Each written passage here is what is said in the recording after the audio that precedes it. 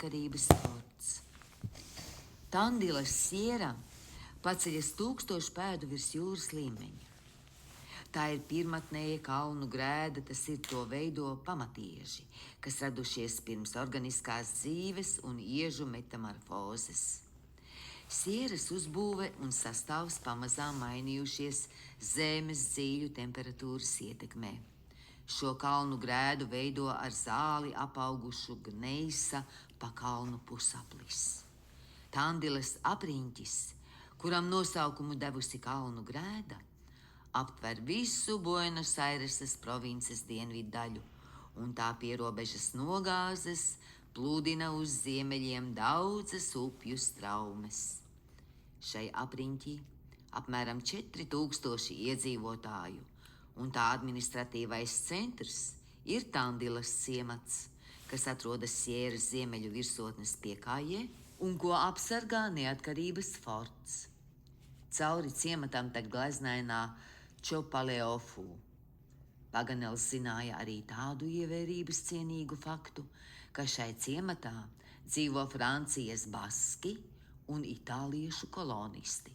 Patiesi, Franči pirmie nodibināja ārzemnieku kolonijas Laplates Leitecē 1828. gadā, lai aizsargātu koloniju pret biežajiem indiāņu uzbrukumiem. Francūzis Pāršaps uzcēla neatkarības fortu. Šai darbā viņam palīdzēja franču zinātnieks Dorbiņī, kurš sīki bija izpētījis un aprakstījis šo Dienvidamerikas daļu. Tandilas ciemats ir nozīmīgs tirdzniecības punkts.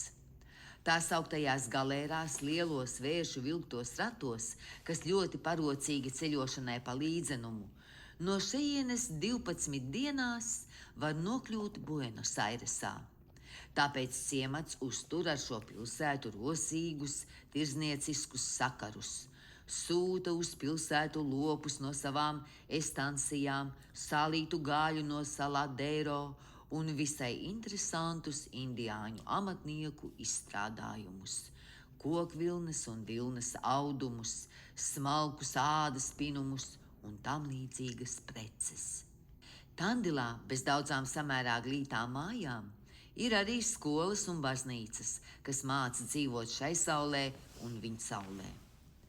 Pastāstījis to visu, Paganels piemetināja, ka Tandilā no vietējiem iedzīvotājiem droši vien varēs iegūt vajadzīgās ziņas. Turklāt fortā pastāvīgi atrodas Nacionālā karaspēka vienība. Glenervens lika novietot zirgus kādas samērā pieklājīgas iebraucamās vietas stallī, un pēc tam viņš pats, Paganels, majors un Roberts Talkava pavadībā devās uz neatkarības fortu. Kādu brīdi kāpuši kalnā viņi nonāca pie cietokšņa vārtiem, kurus diezgan nevērīgi apsargāja argentīniešu sarkarēvis. Viņš tūdaļ ielaida ceļiniekus cietoksnī, un tas liecināja vai nu par ārkārtīgu nevērību, vai arī par pilnīgu drošību. Cietokšņa laukumā kara mākslā vingrinājās vairāki kareivji. Vecākajam no tiem nebija vairāk par 20 gadu, bet jaunākajam lābija 7. Patiesību sakot, tie nebija nekādi kareivji, bet ducis jaunekļu un pusauģu, kuri diezgan precīzi izdarīja militārus vingrinājumus. Viņu vienīgā uniforma bija svītrains ar ādas jostu, apjosts krekls. Viņiem nebija nec bikšu, nec skotu svārciņu. Siltajā klimatā varēja atļauties nēsāt tik vieglu apģērbu. Paganelam tūdaļ radās labs iespējas par valdību, kas neputina sevi laukā ar tresēm un citiem liekiem greznumiem. Ikvienam no šiem zeņķiem bija šautene un zobens, taču mazākajiem šautene bija pārāk smaga un zobens pārāk garš. Viņi visi bija melnīgsnēji un līdzīgi citam kā vienas ģimenes locekļi. Tāpat arī kaprālis, kas viņus apmācīja. Acīm redzot, tie bija 12 brāļi, kurus komandēja 13. Paganels par to nebrīnījās. Pēc statistikas datiem viņš zināja, ka argentīniešu ģimenē vidēji ir vairāk nekā 9 bērni.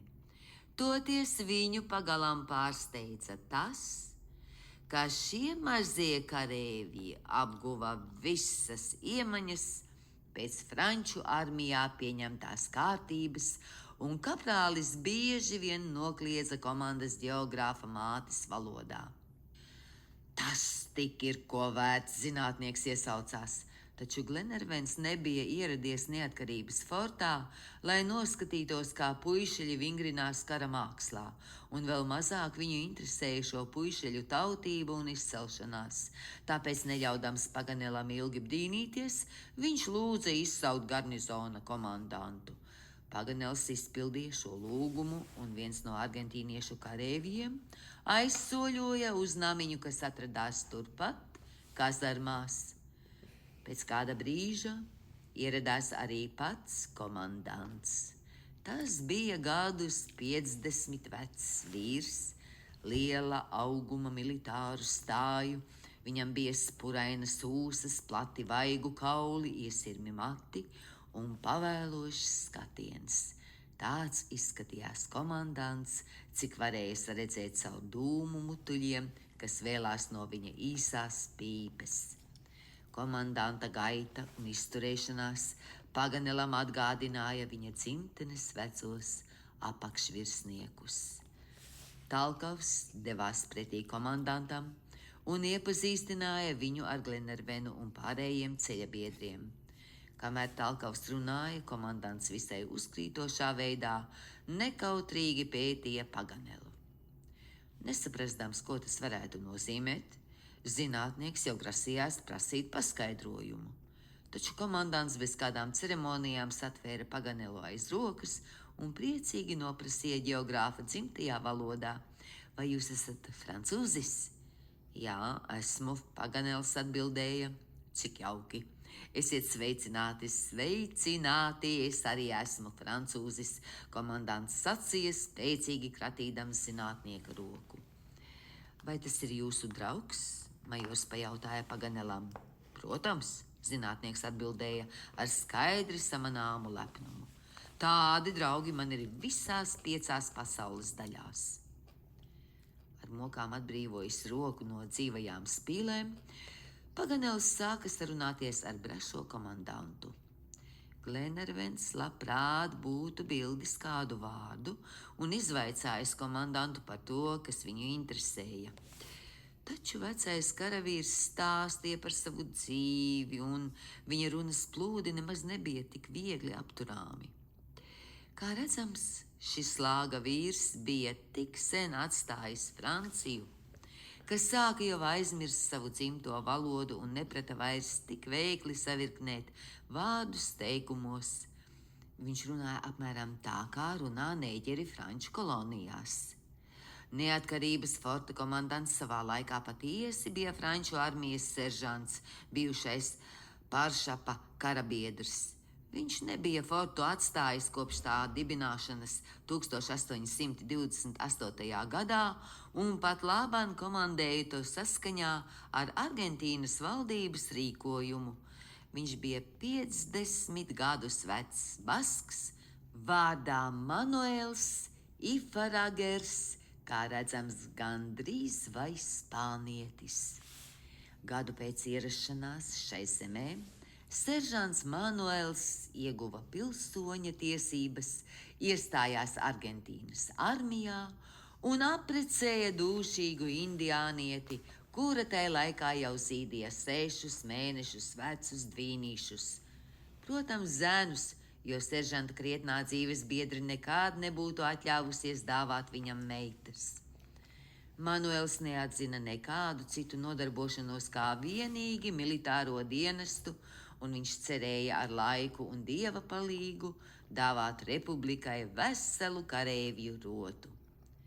Vai redzējāt, viņš sacīja, brašuļi, lieliski zaldāti, Jose, Juan, Mikele, Pepe tikai 7 gadi, bet viņš jau šauj kā prieks.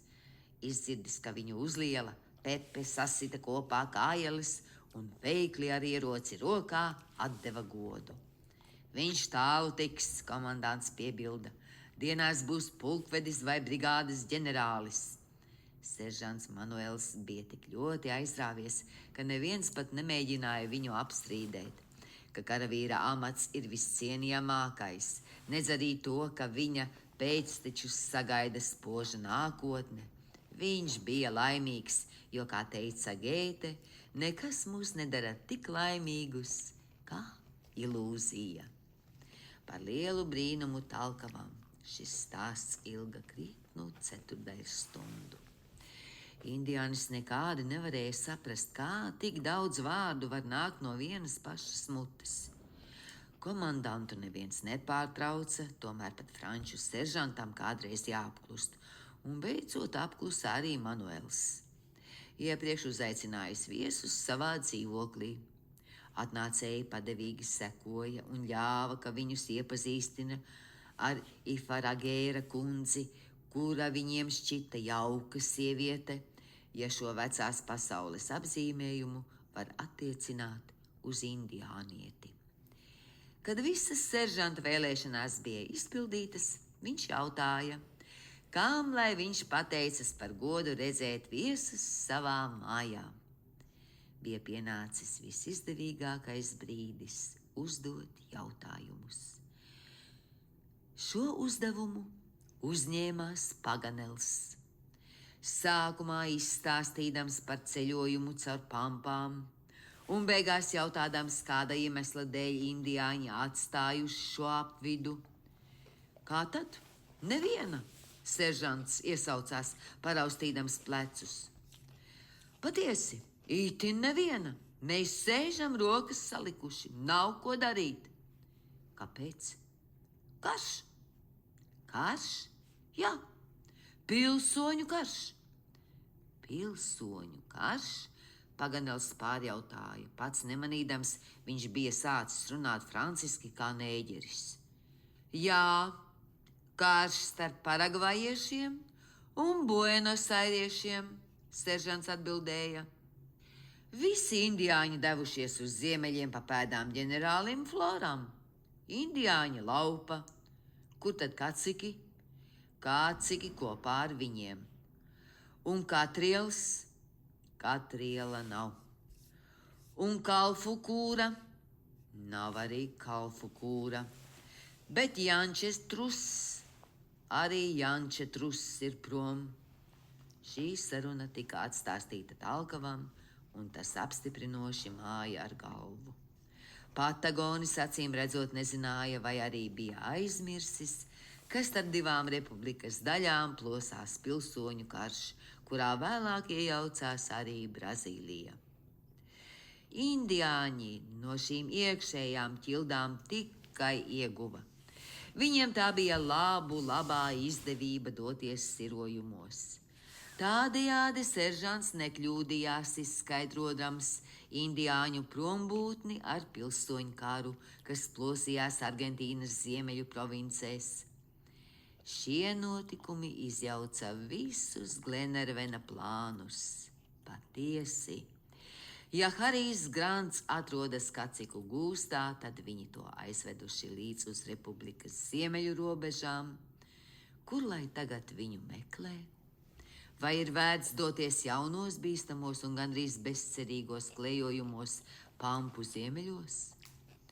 Lai pieņemtu tik nopietnu lēmumu, vajadzēja visu rūpīgi apsvērt. Tomēr bija vēl viens svarīgs jautājums, kuru varēja uzdot seržantam, un izdarīt to iešāvās prātā majoram, kamēr viņa ceļa biedri klusēdami saskatījās. Makneps pavaicāja seržantam, vai viņš neesot dzirdējis, ka pampu kaciku gūstā atrodas eiropieši. Manuels brītiņu padomāja, censdamies atcerēties, un beidzot sacīja. Jā, esmu dzirdējis. Glenervens iesaucās, jaunu cerību spārnos. Paganels, Makneps un Roberts pievirzījās tuvāk seržantam. Runājiet, runājiet, viņi atkārtoja, neatraudami skatienu no komandanta. Pirms vairākiem gadiem Manuels iesāka. Jā, patiesi. Sāgūstīti eiropieši. Nekad gan neesmu redzējis. Pirms vairākiem gadiem. Glenervens viņu pārtrauca. Jūs maldāties. Britānija gāja bojā 1862. Gada jūnijā. Tātad tas jau bija pirms nepilniem 2 gadiem. Krietni sen, milord. Nevar būt, Paganels iesaucās. Tas bija tajā gadā, kad piedzima Pepem. Indiāņu rokās toreiz krita 2 gūstekņi. Nē, 3, Glenervens izlaboja. 2. Seržants nešaubīdamies apstiprināja. 2. Glenervens pārsteigts pārjautāja. 2 angļi? Nē, seržants atbildēja. Kas teica, ka angļi? Viens bija francūzis un otrs itālis. Itālietis, kuru nogalināja Pojuči? Paganels iesaucās. Jā, pēc tam uzzināju, francūzis izglābies. Izglābās, iesaucās Roberts, kura dzīvība šķiet bija atkarīga no tā, ko pateiks seržants. Jā, izglābās, aizbēga no indiāņiem, Manuels apliecināja. Visi atskatījās uz zinātnieku, kas izmisīgi sita sev papieri. Tagad es saprotu, viņš beidzot sacīja. Viss ir skaidrs. Par ko jūs runājat? Glenervens nepacietīgi noprasīja. Mīļie draugi, Paganels atbildēja, saņemdams Roberta roku. Mums jāsamierinās ar lielu neveiksmi. Mēs esam gājuši pa nepareizām pēdām. Tas bija nevis kapteinis Grants, bet kāds mans tautietis, kura biedru Marko Vazello patiesi nogalinājuši Pojuču cilts indiāņi. Turpretī francūzis vairākas reizes devies kopā ar indiāņiem līdz pat Kolorado upes krastiem, un tur viņam laimīgā kārtā izdevies izbēgt un atkal ieraudzīt Franciju. Domādami, ka ejam pa Harija Granta pēdām, mēs patiesībā esam nonākuši uz Gināra pēdām. Pēc šī atklājuma iestājās dziļš klusums. Kļūda bija acīm redzama. Seržanta izstāstīties sīkumi, gūstekņa tautība, viņa biedra nogalināšana, bēgšana no indiāņiem, itin viss to apstiprināja. Glenervens satriekts skatījās uz Talkavu. Vai jūs nekad neesat dzirdējis par 3 sagūstītiem angļiem? Talkavs jautāja seržantam. Nekad, Manuels atbildēja. Tandilā tas būtu zināms. Es zinātu, kas nav, tas nav. Pēc tik noteiktas atbildes Glenervenam neatkarības fortā vairs nebija ko darīt. Pateikušies seržantam un paspieduši viņam roku, ceļinieki devās prom. Redzēdams, ka visas cerības sabrukušas, Glenervens bija tuvu izmisumam. Roberts klusēdams soļoja viņam blakus sasturu pilnām acīm. Glenervens nevarēja rast neviena vārda, lai mierinātu jauno Grantu. Paganels žestikulēdams sarunājās pats ar sevi. Majors pat nepavēra muti. Talkavs šķiet jutās aizskarts savā indiāņa pašlepnumā, kas nokļuvis uz nepareizām pēdām, taču nevienam nenāca prātā pārmest viņam kļūdu, kas bija tik viegli saprotama. Ceļinieki atgriezās iebraucamajā vietā. Vakariņas norisa klusi un skumji. Protams, neviens no šiem vīrišķīgajiem un pašaizliedzīgajiem cilvēkiem nenožēloja veltīgi izšķiestos spēkus un pārciestās briesmas, taču viņus visus nomāca apziņa, ka vienā mirklī sabrukušas visas cerības. Patiesi, Vai varēja vēl cerēt nokļūt uz kapteiņa Granta pēdām starp Tandilas sieru un okeānu? Nē. Ja Atlantijas piekrastē kāds eiropietis būtu kritis indiāņu gūstā, seržantam Manuelam tas noteikti būtu zināms.